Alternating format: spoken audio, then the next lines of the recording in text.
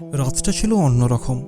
ঢাকার এক সাধারণ মেয়ে নাম সুমাইয়া, যার চোখে ছিল অশ্রু আর মনে অজানা ভয়।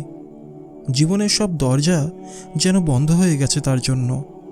কিন্তু সেই রাতে শুরু হলো এমন এক কাহিনী যা বদলে দিল তার ভাগ্য চিরদিনের জন্য। সুমাইয়া একসময় অনেক স্বপ্ন দেখত, ভালো পড়াশুনো, ভালো চাকরি, সুখী পরিবার। কিন্তু হঠাৎ করে সব কিছু ভেঙে যায়।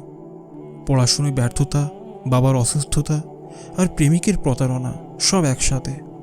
মনে হলো জীবনটার কোনোদিনও ঠিক হবে না। সে রাতে ঘুম আসছিল না। মাথার ভেতর শুধু একটাই প্রশ্ন ঘুরছিল, আল্লাহ আমাকে এত কষ্ট দিলেন কেন? কিন্তু সেই কষ্টের মাঝেই মনে পড়ল নানির শেখানো কথাগুলো।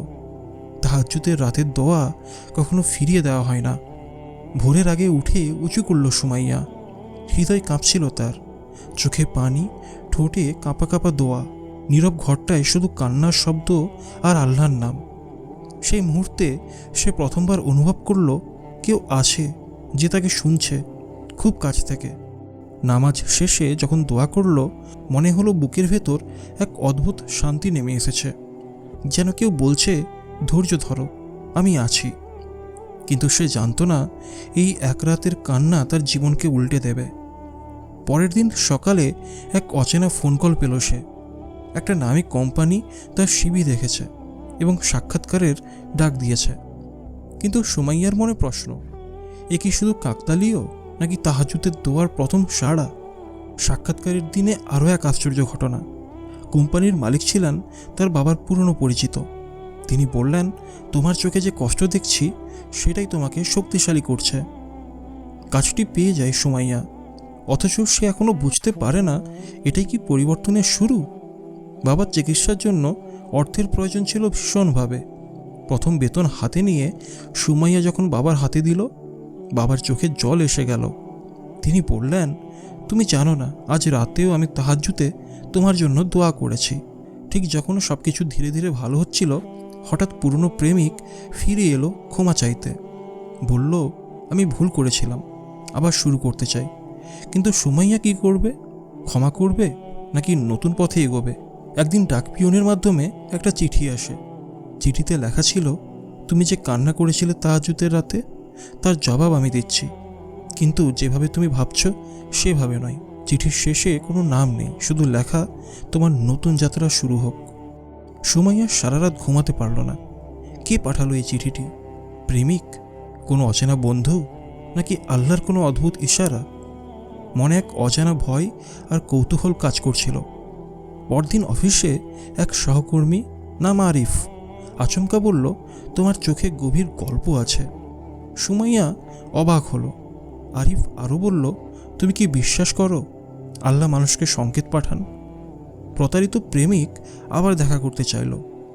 সে বলল, তুমি আমাকে ক্ষমা করলে আল্লাহ আমাকে ক্ষমা করবেন। কিন্তু সুমাইয়া অনুভব করল তার হৃদয়ে আর সেই জায়গা নেই। সে কি এবার সঠিক সিদ্ধান্ত নেবে? বাবার শারীরিক অবস্থা হঠাৎ খারাপ হতে শুরু করলো আবার।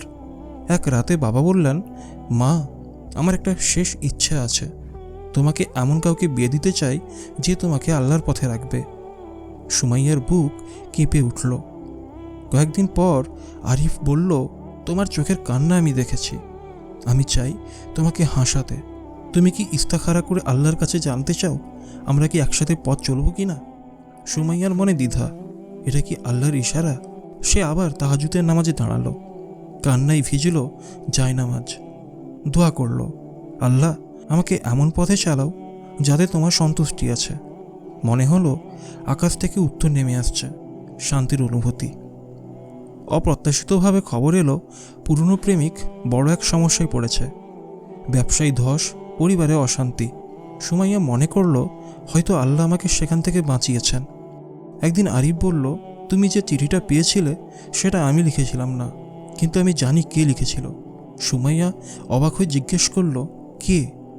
আরিফ জানালো, এক অচেনা বৃদ্ধ মসজিদের ইমামের কাছে টাকা রেখে গিয়েছিলেন সুমাইয়ার জন্য, তার পড়াশুনো আর বাবার চিকিৎসার জন্য। চিঠিটিও তিনি লিখেছিলেন, কিন্তু নাম বলতে চাননি। তিনি শুধু বলেছেন, তাহাজ্জুদের রাতের কান্না আমাকে স্পর্শ করেছে, বাবা সুমাইয়ার হাত রেখে বললেন, মা তুমি আজ প্রমাণ করেছ আল্লাহর কাছে কান্না কখনো বিফল যায় না। সুমাইয়ার চোখে আনন্দের অশ্রু। তার জীবন বদলে গেছে তাহাজ্জুদের এক রাতেই। সুমাইয়া ও আরিফ ইস্তাখারার ফলাফলের অপেক্ষায় ছিল। কয়েকদিনের মধ্যে মনে এক অদ্ভুত প্রশান্তি নেমে এলো। বাবাও বললেন, আমার মন বলছে আল্লাহ সম্পর্কের মধ্যে বরকত রেখেছেন। এক রাতে বাবার শ্বাসকষ্ট বেড়ে গেল। বিছানায় শুয়ে তিনি ফিসফিস করে বলছিলেন, মা আমার দোয়া কবুল হয়েছে, আমি তোর হাসি দেখে যাচ্ছি। সকাল হবার আগেই বাবা পরপারে চলে গেলেন।